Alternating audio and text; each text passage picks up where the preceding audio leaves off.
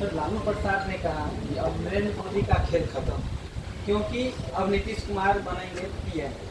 क्या सही में नीतीश कुमार इतने लोकप्रिय हो गए हैं पूरे देश में? मेरे भाई, अगर खुद के मुंह से प्रधानमंत्री, मुख्यमंत्री या जीवन में कुछ भी बनना होता तो फिर किसी को प्रयास करने की क्षमता की बात ही कहाँ है। लालू जी के पार्टी का, जिसको आप लोग बड़ा दल मानते हैं, आपकी जानकारी के लिए बता दूं, आपको रिफ्रेश आपके दिमाग को कर देता हूं, आरजेडी का लोकसभा में 0 MP है, लेकिन वो तय करेंगे कि देश में प्रधानमंत्री कौन बनेगा। नीतीश बाबू के 42 विधायक हैं, मुख्यमंत्री बनने के लिए कभी लालटेन पर लटकते हैं, कभी कमल के फूल पर बैठते हैं, वो देश के प्रधानमंत्री बनेंगे। तो जो इंडिया अलायंस इन लोगों ने मिलकर बनाया है, जिसको लेकर इतना हल्ला गुल्ला मचा, उसमें आपको एक संयोजक तो किसी ने बनाया नहीं और आप प्रधानमंत्री की बात कर रहे हैं। मेरे भाई, ये बिहार में कुछ चाटुकार नेता और कुछ पत्रकार अपने उत्साह में इस तरह की चर्चा कर रहे हैं। बिहार से बाहर कौन जानता है कि ये कौन है भैया? कौन? आप देश में सबसे बड़ा दल बीजेपी है और विपक्ष में सबसे बड़ा दल कांग्रेस है। तो अगर कोई विपक्ष का चेहरा होगा तो कांग्रेस से होना चाहिए। मान लीजिए कि अगर कांग्रेस से नहीं होता है तो दूसरा सबसे बड़ा दल तृणमूल है, वहां से होना चाहिए। तीसरा सबसे बड़ा दल डीएमके है, वहां से होना चाहिए। उन सारे दलों को हटाकर कोई नीतीश कुमार को, लालू यादव को क्यों अपना नेता बना लेगा? राजनीतिक क्षमता आप में है नहीं। और अगर प्रशासन के हिसाब से देखें तो देश का सबसे गरीब और पिछड़ा राज्य बिहार है। 32 वर्ष से लालू और नीतीश ने जिस राज्य को सबसे गरीब और पिछड़ा बना कर रखा है, पूरे देश के लोग कहेंगे कि आइए और महाराष्ट्र, गुजरात, तमिलनाडु को भी आकर बिहार की तरह पिछड़ा और गरीब बना दीजिए। तो ये तो आपकी समझ और जो इस तरह का दावा करते हैं उनके समझ को दिखाता है।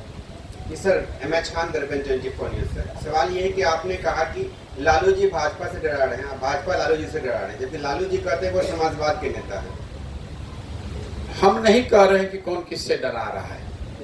हमने ये कहा कि लोग वोट इस 4 आधार पर करते हैं, और आप पत्रकार हैं तो आपको समाज की, राजनीति की हमसे ज्यादा समझ है। आपको मालूम है कि जो मुस्लिम समाज के लोग लालू जी को वोट देते हैं, वो वोट विकास के लिए देते हैं, अपने बच्चों के भलाई के लिए देते हैं, कि सरकार में भागीदारी के लिए देते हैं, कि भाजपा के डर से देते हैं। तय आप कर लीजिए, क्योंकि विकास तो आपको मिला नहीं है, भागीदारी तो आपको मिली नहीं है, तो बच गया भाजपा का डर, तो आप भाजपा के डर से ही वोट देते हैं। भाई, मुसलमानों की हालत तो इस राज्य में दलितों के बाद सबसे ज्यादा खराब है। दलितों के बाद सबसे ज्यादा गरीब, बदहाल, पिछड़ा मुसलमान है। लेकिन फिर भी अगर मुसलमान लालटेन को वोट देता है तो उसकी और कोई वजह तो दिखती नहीं है। आपके गांव में सड़क तो बनी नहीं है, सड़क मंत्री तेजस्वी यादव हैं।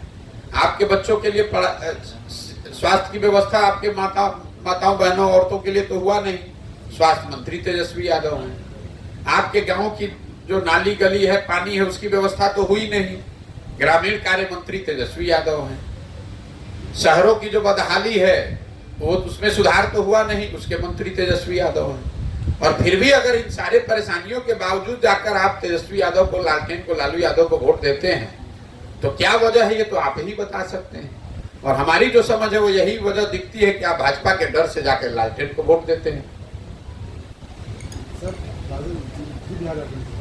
लोकसभा चुनाव में आपके पार्टी से लोग कैंडिडेट थे। भाई, जब मेरी कोई पार्टी ही नहीं है तो हमारे पार्टी से कोई कैंडिडेट कैसे हो सकता है? हम तो एक अभियान चला रहे हैं, पदयात्रा में हैं, और हमने ये घोषणा की हुई है कि पार्टी तब बनेगी जब मैं पूरे राज्य में पदयात्रा पूरी कर लूं। अभी करीब 45%, 50% बिहार ही हम किए हैं। जब पदयात्रा पूरी हो जाएगी तो दल बनेगा, और जब दल बनेगा तो उसके बाद जो भी चुनाव होगा उसमें पूरी मजबूती से लड़ेंगे। आप चुनाव लड़ेंगे कि नहीं इस लोकसभा पार्टी की? नहीं, आप चुनाव लड़ेंगे? जब हम दल में ही नहीं हैं, दल हमारे पास है नहीं, तो चुनाव कैसे लड़ जाएंगे? बिहार में रोज रोज नया शिक्षा विभाग के द्वारा प्रमाण जारी किया जा रहा है, उसको कैसे देखते हैं? उसको अज्ञानता में, अंधेरे में हाथ पैर चलाने के तौर पर देखता हूँ। बिहार में शिक्षा को लेकर जो मैंने आपको बताया, अगर इसको गंभीरता से आप समझना चाहते हैं तो इसको समझिए कि जब तक सरकार और समाज दोनों के स्तर पर प्रयास नहीं होगा, दोनों के प्राथमिकताओं में शिक्षा को सबसे ऊपर नहीं किया जाएगा, तब तक शिक्षा व्यवस्था सुधरने वाली नहीं है। शिक्षकों को जबरदस्ती स्कूल में बैठा देने मात्र से अगर शिक्षा सुधरनी होती तो आज से 20 वर्ष पहले सुधर गई होती। नियोजित शिक्षकों को राज्य कर्मी बना देने से अगर शिक्षा सुधरनी होती तो वो भी सुधर जानी चाहिए थी पहले। तो शिक्षा तब सुधरेगी जब आपकी प्राथमिकताओं में, सरकार से पहले समाज की प्राथमिकता में शिक्षा की महत्ता हो, जब लोग यहाँ समझें कि गरीबी से निकलने का सबसे कारगर रास्ता अपने बच्चों को शिक्षित बनाना है, खिचड़ी खाना नहीं है, साइकिल लेकर घूमना नहीं है, डिग्री हासिल करना नहीं है। अगर आपके बच्चे शिक्षित होंगे तो ही आप गरीबी से निकल पाएंगे। और जब तक आप इस बात को समझेंगे नहीं, उस बात के लिए वोट नहीं करेंगे, तब तक बिहार में ना शिक्षा की स्थिति सुधरेगी, ना गरीबी से में रहने वाले लोगों के हालात सुधरेंगे। आपने शिक्षक की बात की, बिहार में शिक्षक के छुट्टियों में फेरबदल किया गया है। फालतू का बात आप करते हैं भाई। जब शिक्षक का पहले का जो छुट्टी था तब बिहार में शिक्षा व्यवस्था बहुत अच्छी थी भाई, नहीं थी। तो अब ये आप क्या है कि आपके, सुनिए ऐसा है, सुनिए आप सवाल क्या पूछेंगे हमको मालूम है। पेड़ का जड़ में दीमक लगा हुआ है और आप पत्ती गिन रहे हैं कि सब पत्ती ये पीला वाला हो गया, ये लाल वाला हो गया। शिक्षक की छुट्टी से क्या फर्क पड़ना है? छुट्टी आपको जो देना है दीजिए, जो हटाना है हटाइए। जब शिक्षक में काबिलियत ही नहीं है, जब शिक्षक में पढ़ाने की मनसा ही नहीं है, जब शिक्षक के पास पढ़ाने का साधन ही नहीं है, जिसको पढ़ना है वो पढ़ने के लिए तैयार ही नहीं है, तो शिक्षा सुधरेगी कैसे? नहीं, सुभाषित कथा आप भी बोल रहे हैं। दरभंगा एम्स के बारे में क्या कहना आपका? केंद्र की गलती है या बिहार सरकार की राजनीति? बिल्कुल नीतीश कुमार की गलती है। इसलिए सुन लीजिए बात को, दरभंगा में जब एम्स की बात शुरू हुई तो केंद्र में भी नीतीश कुमार थे, राज्य में भी नीतीश कुमार थे, दोनों जगह एनडीए की सरकार थी। तो नीतीश कुमार उस समय कंबल ओढ़कर काहे सोए हुए थे? ये राजनीति में करने वाले लोगों को सूट करता है कि जब केंद्र की सरकार में आप नहीं है तो केंद्र पर दोषारोपण कर दिया। अभी नीतीश कुमार कुछ दिन पहले उनकी कुंभकर्ण निंद्रा से उठे और कहे बिहार को विशेष राज्य का दर्जा मिलने के लिए आंदोलन होना चाहिए। कोई उनसे ये पूछने वाला नहीं है कि भाई जो आप 18 साल मुख्यमंत्री रहे, इस 18 साल में 15 साल तो आप भाजपा के साथ ही मुख्यमंत्री रहे हैं। 2017 से लेकर 2022 तक तो भाजपा एनडीए की सरकार बिहार में भी थी और दिल्ली में भी थी। जरा आप हमको पत्रकार होने के नाते कोई ऐसी खबर, एक कोई वक्तव्य दिखा दीजिए जब नीतीश कुमार ने भाजपा के साथ रहते हुए विशेष राज्य की बात की हो, चर्चा की हो। कोई मुझे नीतीश कुमार के पार्टी का नेता बता दीजिए कि संसद में खड़े होकर उसने कहा कि भाई बिहार में विशेष राज्य का दर्जा मिलना चाहिए। उस समय उनके पार्टी के नेता संसद में खड़े होकर मोदी जी का महिमा मंडन कर रहे थे, उनको महामानव बता रहे थे। आज जब लालटेन के साथ आ गए तो अब भाजपा पर दोषारोपण कर रहे हैं। 2 महीना के बाद भाजपा के साथ ये आदमी आ जाएगा तो फिर लालटेन को गाली देने लगेगा। नीतीश कुमार का चरित्र तो कम से कम इस राज्य के लोगों ने बहुत देख लिया, अब झांसा में आने वाले नहीं है। ये नीतीश कुमार के राजनीतिक करियर का अंतिम दौर चल रहा है।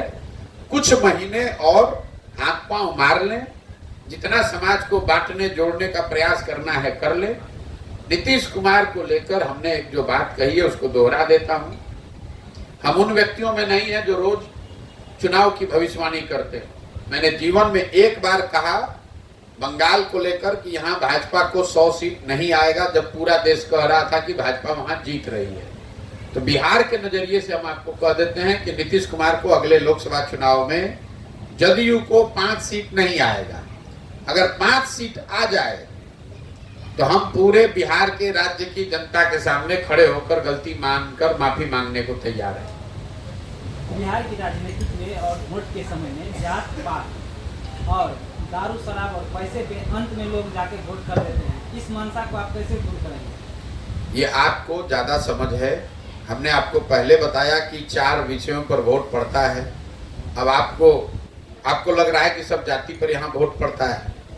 तो अगर सब जाति पर वोट पड़ता है तो नरेंद्र मोदी को बिहार में वोट कैसे मिलता है, ये आप हमको समझा दीजिए। उनके जाति का तो बिहार में कोई नहीं रहता है। नरेंद्र मोदी जी को जो वोट लोग देते हैं वो उनके जाति के लोग तो नहीं हैं, तो वो वोट कैसे पड़ता है? तो ये आपकी अपनी समझ को दिखाता है कि जब कुछ नहीं बुझाया तो कह दिया भैया जात पर सब वोट पड़ा है इसलिए ऐसा हुआ है।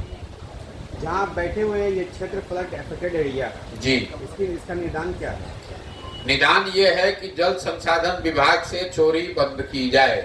एक आंकड़ा आपको बता देता हूं, ध्यान में रखिए। पिछले 30-40 वर्षों में चाहे जितने गठबंधन की सरकार बनी हो, एनडीए हो, यूपीए हो, महागठबंधन हो, जिसका मुख्यमंत्री रहता है जल संसाधन विभाग उसी के पास रहता है। सब विभाग का बंटवारा हो जाएगा, जल संसाधन का नहीं होगा। इसको जाके देख लीजिएगा। क्यों? क्योंकि ये एक ऐसा विभाग है जिसमें जितना चोरी करना है कर लीजिए और अगली बार लिख दीजिए कि बाढ़ आया उसमें सब कुछ बह गया। इसमें ना जांच है ना इसमें पकड़ाने की कोई व्यवस्था है। सड़क एक बार को गलत बनाइएगा, जांच होगा, पकड़ा सकते हैं, लेकिन बाढ़ आया और उसमें बंदरबाट हुआ इसका कोई प्रमाण नहीं है। तो जल संसाधन विभाग उसी का होता है जिसकी सरकार होती है, जिसका मुख्यमंत्री होता है। तो ये सबसे ज्यादा जो जल प्रबंधन है यहाँ, ये बाढ़ और सूखा जो है ये राजनीतिक दलों के पैसा उगाही का, भ्रष्टाचार का सबसे बड़ा जरिया है। इसीलिए यहाँ पर ये व्यवस्था नहीं सुधर रही है। सर आप ही के यहाँ के अभी जल, अब इसका प्रमाण इससे बढ़िया क्या होगा? आप ही के जिला के अभी जल संसाधन मंत्री हैं महोदय, और आप कह रहे हैं कि ये बाढ़ प्रभावित है। तो पूरा बिहार तो छोड़ो भाई, कम से कम अपने जिला का तो पानी का व्यवस्था ठीक करा दो। तो क्या बाढ़ आपदा है आपसे नेताओं के लिए? आपदा नहीं है, मैं आपको बता रहा हूं। हमने बहुत सरकारों के साथ, दलों के साथ काम किया है। जल संसाधन विभाग लूट का सबसे आसान और बड़ा जरिया है। इसीलिए यहाँ बाढ़ और सूखे की समस्या कभी निपट नहीं सकती है। सर बिहार के युवक इतना पढ़ लिख लेते हैं, एमए कर लेते हैं, फिर भी सर दूसरे राज्यों में सर मार खाने के लिए, लेबर का काम करने के लिए सर क्यों जाना पड़ता है? सर दोषी कौन है? सर दोषी आप हैं इसलिए, और आपके हमारे माँ बाप हैं, क्योंकि आपने पहली बात कि एमए की पढ़ाई नहीं की, एमए का डिग्री हासिल किया है। यहाँ जितने कॉलेज है वहां जाइए, 30,000, 40,000, 15,000 बच्चों का नामांकन है, पढ़ाई तो हुई नहीं, डिग्री आप ले लिए। लेकिन आपके परिवार को, आपको इसकी चिंता तो है नहीं कि आप पढ़ाई कीजिए, उनको भी, आपको भी चिंता है कि डिग्री ले लें। तो डिग्री लेके आप किसको बेवकूफ बनाइएगा? जब जाइएगा मार्केट में नौकरी के लिए तो नौकरी मिलेगी नहीं। और दूसरा, इसलिए आप जिम्मेवार हैं कि बिहार में कोई फैक्ट्री लगा, अगर यहाँ बगल में चीनी मिल बंद हो गया तो उस पर तो आप वोट कीजिएगा नहीं। वोट तो कीजिएगा राम मंदिर बनाने के लिए, लालू जी के लड़का को मुख्यमंत्री बनाने के लिए। जब 9वां फेल आदमी आपका मुख्यमंत्री रहेगा तो आपको रोजगार मिलेगा कि मजदूरी मिलेगी? मजदूरी मिलेगी। तो मजदूरी आप लोग कर रहे हैं सब लोग। ठीक है भैया, बहुत बहुत धन्यवाद।